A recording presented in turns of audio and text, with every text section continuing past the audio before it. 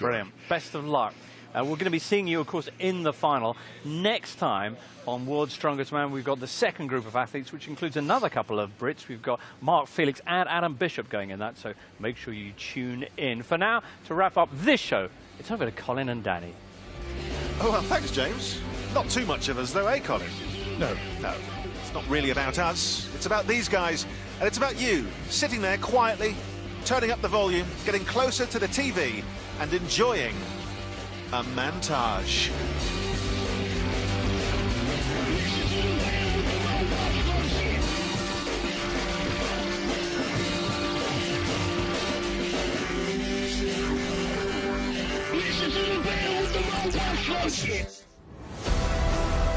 Yes, the next heat of World's Strongest Man 2020 is tomorrow at 6:40.